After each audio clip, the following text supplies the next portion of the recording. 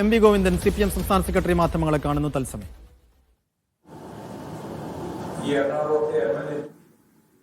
അതുപോലെ തന്നെ ഷൈൻ ടീച്ചർക്കുമെതിരായിട്ട് നടത്തിയിട്ടുള്ള ആരോപണങ്ങളോടും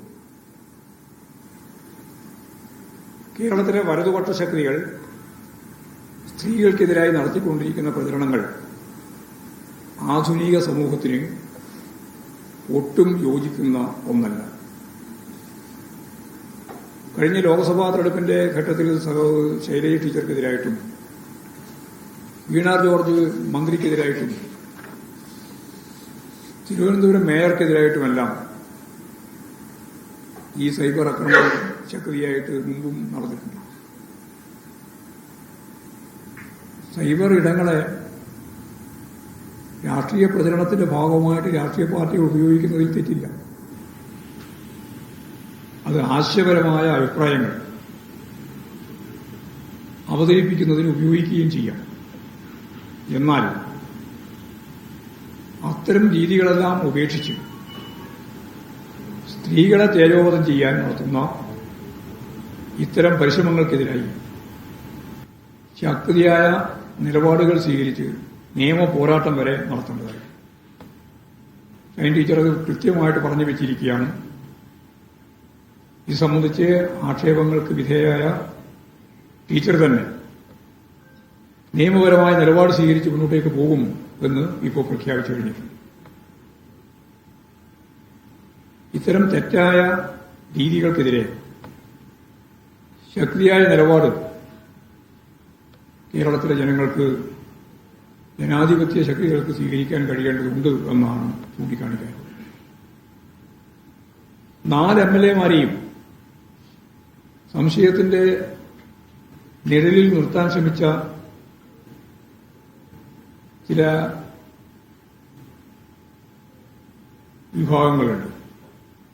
അതിനെതിരായി നിയമപരമായ നിലപാട് സ്വീകരിക്കണം എന്ന് തന്നെയാണ് ഞങ്ങളുടെ അഭിപ്രായം.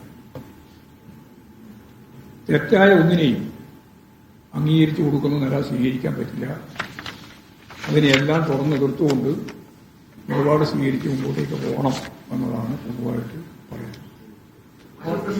ഈ വാർത്ത പുറത്തു വന്നത് CPM കേന്ദ്രങ്ങൾ തന്നെയാണ്. CPM-ന്റെ സൈബർ ടീമാണ് ഇതിനെ അങ്ങനെയുണ്ടോ? CPM-ന്റെ ഒതുക്കാൻ വേണ്ടി ഇറക്കിയ കഥയെന്നാണ് പറയുന്നത്. അതൊക്കെ ഈ പറയുന്ന കഥയുടെ കളവാണ്. എന്ത് കളവും പറയാൻ പ്രതിപക്ഷ നേതാവ് ഉൾപ്പെടെയുള്ളവർക്ക് മടിയില്ല എന്നാണല്ലോ അസംബ്ലിയിൽ നടന്ന ചർച്ചയിൽ നിന്ന് വ്യക്തമായത്.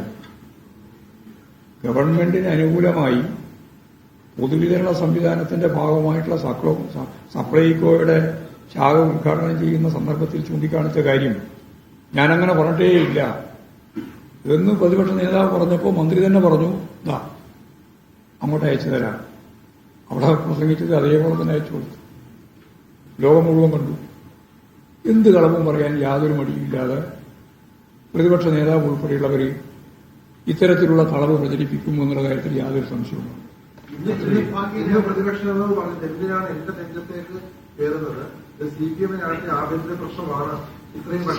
CPIM-ന്റെ ഒരാഭ്യന്തര പ്രശ്നം ഇതിലില്ല.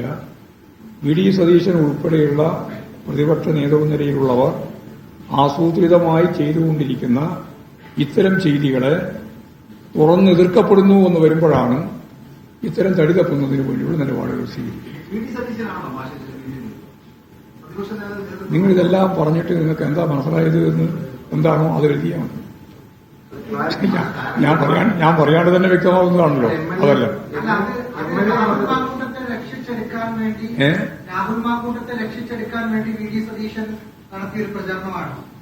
VD സതീശനാണല്ലോ പറഞ്ഞത് ഞാൻ ഒരു ബോംബ് കൊണ്ടുവരാൻ പോവാണെന്ന്. അപ്പൊ നാട്ടിൽ നിന്ന് മുഴുവൻ ആള് ചോദിക്കുന്നുണ്ട്. നിങ്ങളെല്ലാം ചോദിക്കുന്നുണ്ടല്ലോ.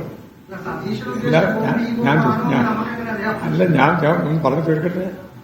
അതായത് ഒരു വലിയ ബോംബ് വരാൻ പോകുന്നു എന്ന് അദ്ദേഹം ഗൾഫിൽ നിന്നാണ് പറഞ്ഞത്. അപ്പോഴും ഞങ്ങൾ പ്രതികരിച്ചിട്ടുണ്ട്. അതിന്റെ അകത്ത് യാതൊരു കാര്യമില്ല. പക്ഷെ പത്രക്കാർ പല ചോദിച്ചുകൊണ്ടേയിരിക്കുന്നുണ്ട്, എവിടെയാ ഈ ബോംബ് ഇവിടെ എന്ന്. അപ്പോൾ അവരെല്ലാം കരുതി വെച്ച ബോംബ് ഇമാതിരി ബോംബാണെന്നുള്ള ജീർണമായ സാഹചര്യത്തെ പറ്റിയാണ് ഞാൻ പറഞ്ഞത്. അത്രയേ ഉള്ളൂ. എന്ന് ഞാൻ പറയുന്നില്ല. പക്ഷേ പറവൂർ കേന്ദ്രീകരിച്ചുകൊണ്ടാണ് ഈ അരങ്ങേറ്റം എന്ന് പറഞ്ഞാൽ പ്രതിപക്ഷ നേതാവിന്റെ അറിവില്ലാതെ കോൺഗ്രസ് സൈബർ വിഭാഗം ഇത്തരം ഒരു നിലപാട് സ്വീകരിക്കുമെന്ന് നിങ്ങൾ ആരെങ്കിലും കരുതുന്നുണ്ടോ?